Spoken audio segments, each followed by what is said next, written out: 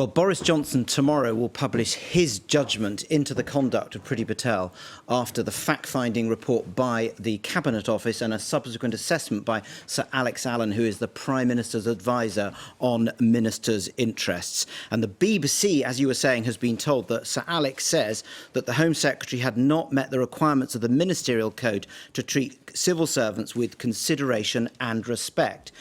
He also suggests that there may have been an unintentional breach of the Ministerial Code by Priti Patel. Now, here is a key passage by Sir Alex Allen. He says, her behaviour may not have been done intentionally to cause upset, but that has been the effect on some individuals. Now, if we want to know which way Boris Johnson will jump tomorrow on the future of Priti Patel, we should probably look at what he had to say after Sir Philip Rutnam resigned as Home Office Permanent Secretary back in February, when he talked about a culture of fear in the Home Office. The Home Secretary is doing an outstanding job. I have every confidence in her. If there are allegations, of course it is right that they should be properly investigated by the Cabinet Office, and that is what is happening. Now, obviously, it was Sir Philip's statement and his resignation that prompted this inquiry, and he raised questions about Priti Patel's conduct. Now, interestingly, in his assessment, Sir Alex Allen says the civil service needs to reflect on its role. So he says that the Home Office had not been as flexible as it could have been in response to the Home Secretary's requests and directions.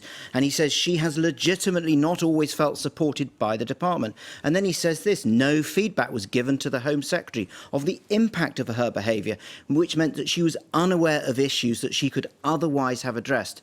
The Home Secretary has also become justifiably, in many instances, he said, frustrated by the Home Office's leadership's lack of responsiveness and the lack of support she felt in the Department for International Development 3 years ago. And there's a strong view amongst allies of the Home Secretary that it's the civil service that should be apologising to her tomorrow. Why is it all happening now?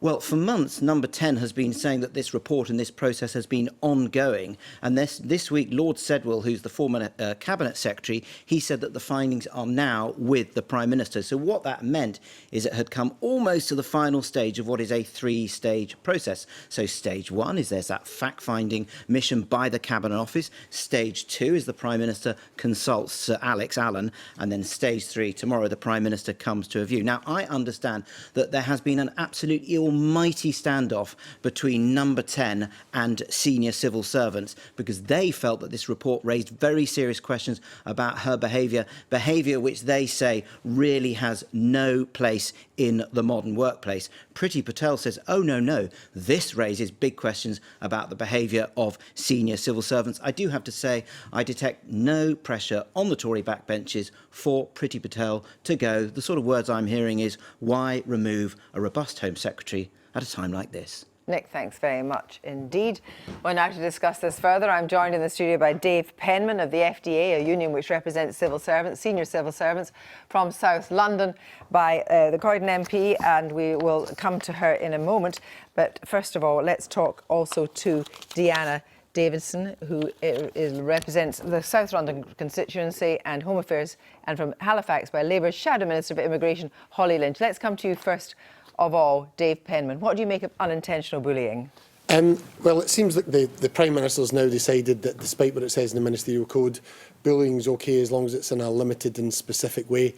If this is true, that the report has found that she has breached the Ministerial Code, then the precedent is quite clear. The last time she broke the Ministerial Code, it seems extraordinary even saying that, although it wasn't about bullying, she recognised that she had to resign. So it would appear that there's one rule when it comes to consulting foreign countries on foreign policy, there's another rule when it comes to bullying civil servants. But does this chime with what your members are telling you?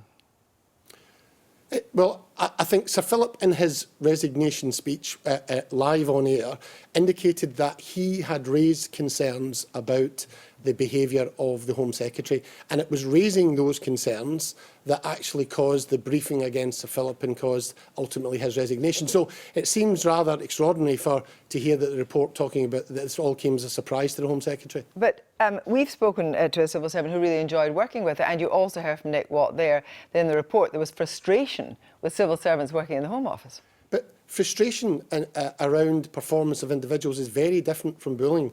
Anyone in a workplace knows that they have to deal with colleagues who you may be frustrated about. There may be issues, legitimate issues and concerns raised. That's very different from bullying and intimidation behaviour. And if the report has found that she breached the ministerial code, what is the message from the Prime Minister about ministers who do this? This is the only way civil servants can challenge ministerial behaviour. Dehenna Davison, you know Priti Patel. Is she a workplace bully?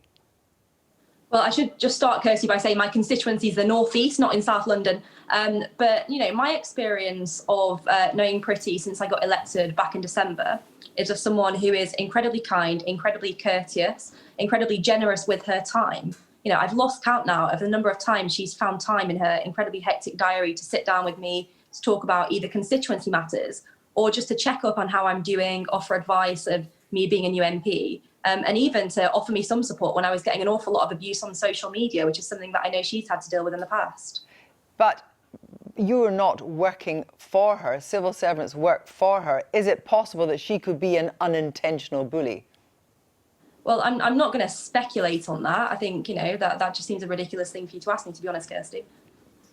What? When you worked with her, though, what have you seen, Holly Lynch?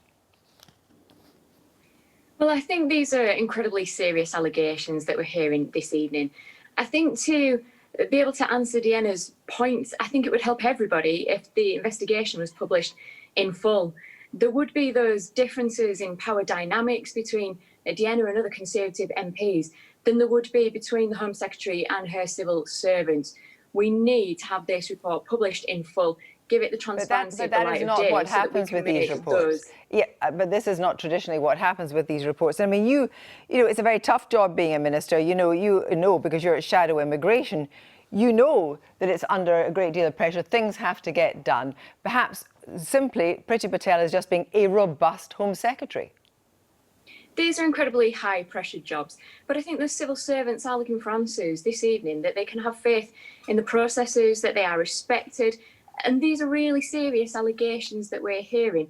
We do need some assurances that there are processes in place, that any allegations of bullying within the civil service, in any workplace, are taken incredibly seriously. But I also think there are questions for the Prime Minister to answer about his judgment in this. We understand that he's had this investigation, this report, on his desk since the summer.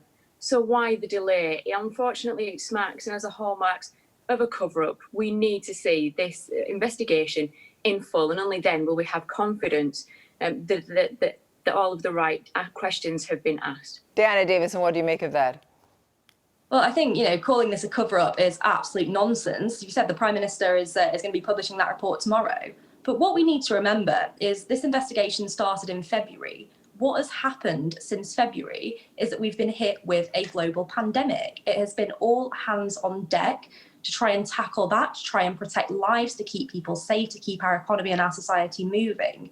So it's no wonder that something, you know, along these lines has been delayed more so than anyone would have liked it to have been, because the government has been a little bit preoccupied in governing something that's almost ungovernable. But to be fair, the business of government has to go on, pandemic or not. And we understand this report was ready months ago. Well, as I said, if it's going to be published tomorrow, we'll wait and see what the report says. Well, it's not going to be published, but Dave Penman, we know that the government wants to shake up the civil service. That was in its manifesto.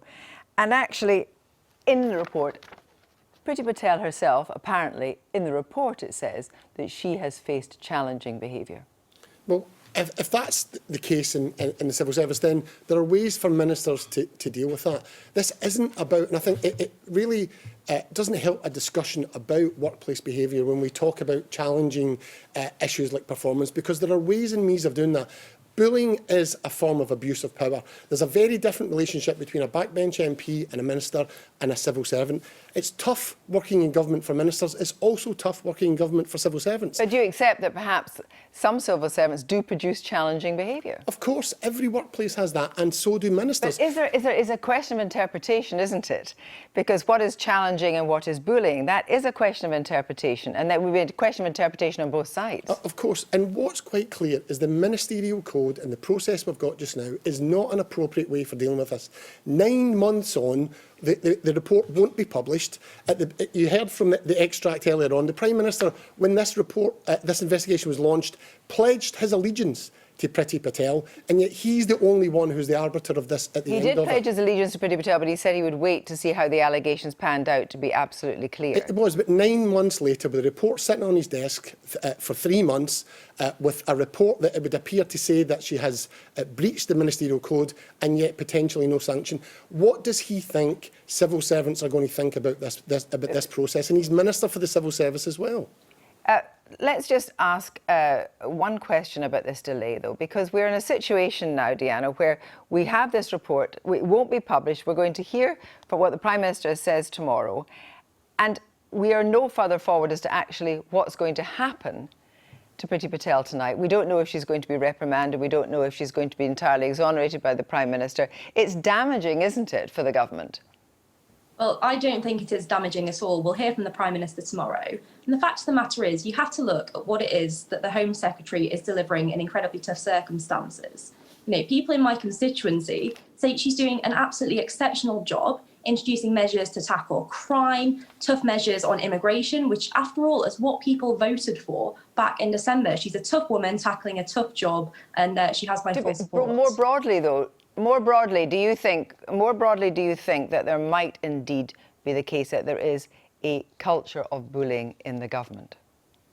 Well, you're asking me to speculate, Kirsty. I'm not going to speculate on a report that we haven't seen yet. No, I'm not actually talking about the report. I'm talking about more broadly the atmosphere. Do you think that there could be a culture of bullying? I don't. You don't. Dave Penman, if tomorrow the judgment is made either to exonerate or indeed to censure, but certainly not that Priti Patel should lose her job, do you accept that this has to be the end of it? Because that is indeed what usually happens with these things, that a line is drawn under them. Of course, it's down to the Prime Minister. That's where the problem lies with this. The Prime Minister is always going to make a political decision on this. That's always going to be the issue. He faces the pressure from the backbenches. Nick talked about it earlier on. No appetite to deal with this. That's not what this should be about. It should be about the facts. That's why we need an independent and transparent process. Thank you all very much indeed.